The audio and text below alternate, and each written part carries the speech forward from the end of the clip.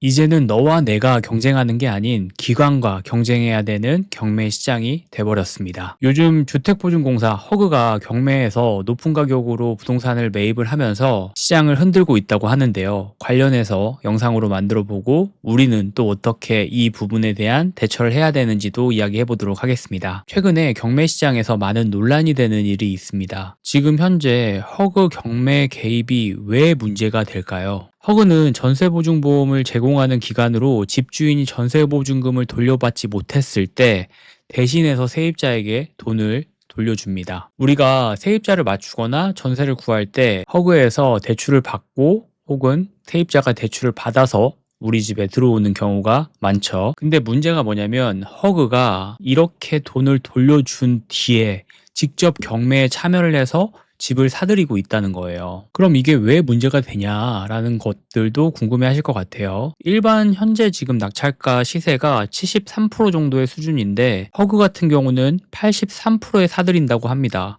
그럼 10%를 말했던 낙찰 가격보다 높게 받아가고 있는 거기 때문에 지금 순수하게 경매 시장을 참여하고 있는 참여자들은 혼란스러움을 겪을 수밖에 없는 거예요. 또 평균 입찰자들의 경쟁률을 봐도 4.7명인 거에 반해서 허그가 낙찰받은 집들은 평균 1.9명만 입찰을 했다고 합니다. 이건 어떤 걸 의미할까요? 경쟁자가 적다라는 거는 많은 사람들이 유찰을 기다리고 있지만 허그가 높은 가격으로 이 부동산을 산게 될 수가 있는 겁니다. 그래서 지금 현재 경매 시장에서 경매를 하고 있는 사람들은 이거에 대한 문제점을 계속 이야기를 하고 있어요. 그럼 경매의 장점이 뭔지를 알아야 되고 이 장점을 허그가 지금 기관에서 어떻게 훼손을 시키고 있는지도 한번 이야기해 보도록 하겠습니다. 경매의 장점 간단하게 빠르게 3개 이야기하면서 허그가 개입이 돼서 문제가 되는 부분들도 정리를 해보도록 할게요. 첫 번째는 시세보다 싸게 집을 살 수 있습니다. 경매의 가장 큰 장점이죠. 하지만 아까 얘기했다시피 허그가 개입이 되면서 싼 가격으로 살 수가 없게 됐고 경매의 장점을 잃어갔다, 잃는다 라고 사람들은 많이 이야기를 하고 있는 상황입니다. 경매의 두 번째 장점은 다양한 매물을 볼 수 있습니다. 많은 사람들이 경매는 아파트만 있다고 생각을 하고 있지만 빌라도 있고 오피스텔도 있고 도시도 있고 생숙도 있고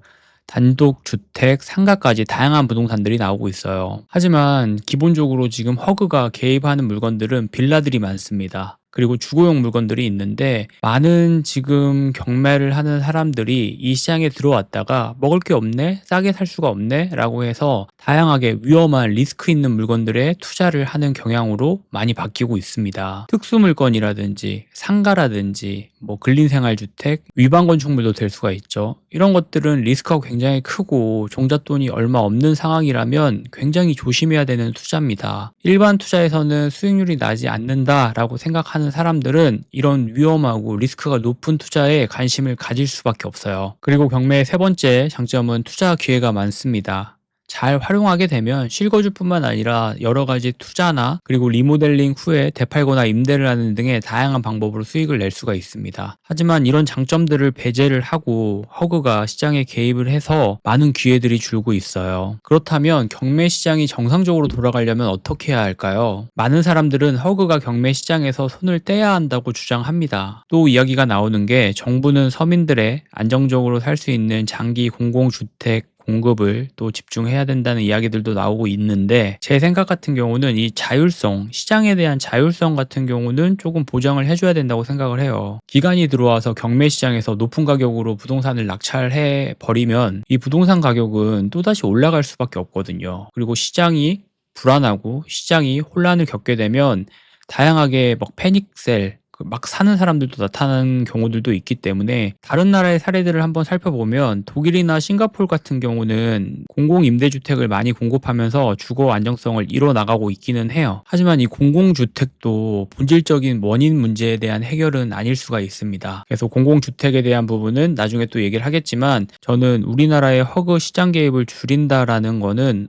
공감을 하고 있고 찬성을 하고 있습니다. 더욱더 근본적인 해결책을 찾아야 되겠죠. 취지는 말했던 것처럼 굉장히 좋은 취지를 가지고 있지만 시장을 더 혼란시키는 하나의 요소가 될 수가 있다라고 저는 생각을 하고 있어요. 자, 그러면 현재 시장이 이렇습니다. 그럼 우리는 어떻게 해야 할까요? 제가 이 해결 방법도 3가지 정도 정리를 해서 이야기해 보도록 하겠습니다. 첫 번째는 경매 시장을 제대로 공부를 해야 됩니다. 경매는 단순히 집을 싸게 사는 방법이 아니라 시장의 흐름을 읽고 기회를 잡는 과정입니다. 많은 사람들은 그냥 싸게만 사면 된다라고 생각할 수 있지만 이 시장을 알아야 되고 그 시장을 알면서 기회를 잡는 게 굉장히 중요하거든요. 그렇게 하기 위해서는 이 시장을 부동산 경매를 제대로 공부를 하셔야 돼요. 두 번째는 정부 정책 변화를 주의 깊게 살펴봐야 됩니다. 허그 개입이 줄어들면서 경매 시장이 다시 활발해질 수도 있습니다. 앞으로 정책이 어떻게 바뀌는지 지켜보는 게 중요하겠죠. 그래서 계속 공부를 하셔야 돼요. 또 소수의 분들은 이렇게 이야기하시는 분들이 있어요.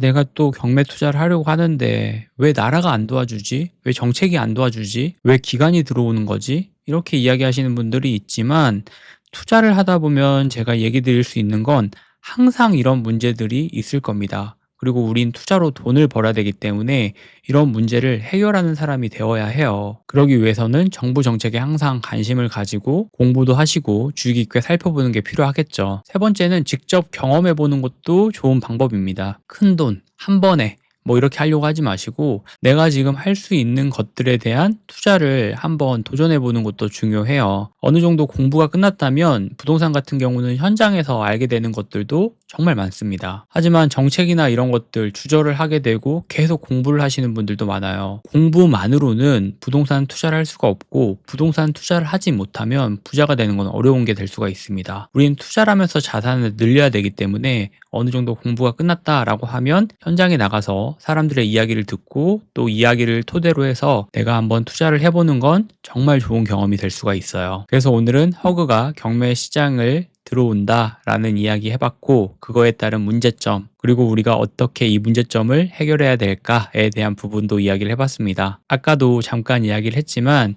이 투자를 하다 보면 여러 가지 문제를 맞닥뜨리게 될 수밖에 없습니다. 이 문제를 해결하는 게 투자자라는 거 잊지 마셨으면 좋겠습니다. 오늘도 영상 봐주셔서 감사하고 내일 또 좋은 영상으로 돌아오도록 하겠습니다. 들어가세요. 감사합니다.